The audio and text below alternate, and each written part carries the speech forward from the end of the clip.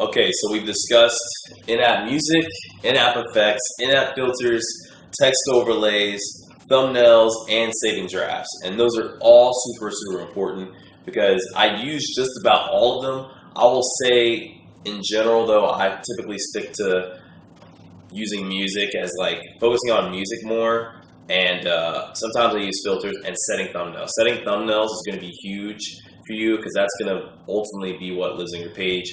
And saving drafts is also a really helpful feature. If you're recording yourself, it's also important to be familiar with the timer features of the app as well, because you can really get creative and it can be a helpful tool for filming yourself.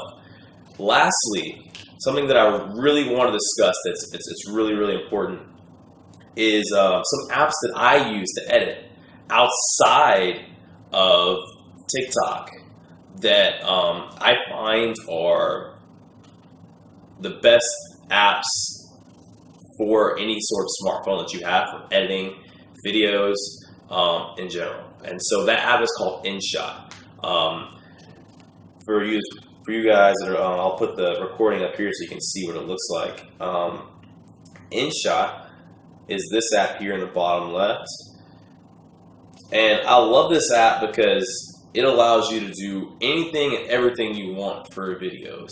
And so when I'm choosing to do a video for TikTok, how I go about editing just about every video before uploading to TikTok is with InShot. And what I'll do is that I'll go ahead and find the song that I want, that I think is appropriate, figure out kind of the idea that I have to go with that song, and then I'll play the song from my computer, for example, and then I'll edit the video on here for like quick cuts or anything like that. But I found that InShot is by far the best app for slowing videos up, cutting, doing any sort of like cool special effects.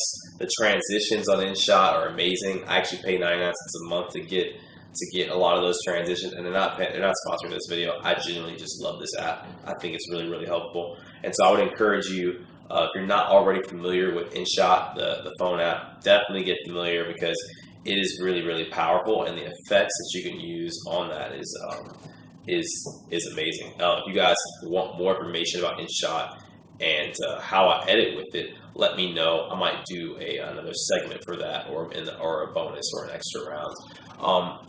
Secondly, I use Adobe Premiere for a lot of my editing as well. I know that can be a lot intimidating for you guys. I know a lot of you guys use Final Cut as well, but I would strongly suggest that you get familiar with one of those software, especially if you really want to take your content to the next level, because there's a lot of YouTube videos that you can go on and just find like really cool tricks that you can use with Adobe. And it might take a couple hours, but once you have that knowledge, you have that knowledge.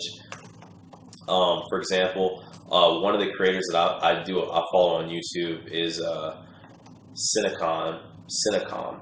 So CINECOM on YouTube, and they will guide you through everything there is about Adobe and how to make special effects. They literally have a channel devoted just to do quick, easy special effects, so you can apply to the videos and use that to really make your content stand out against the crowd. And so that's one of my secrets to you guys: InShot, Adobe Premiere, and Cinecom on YouTube, and you're good to go.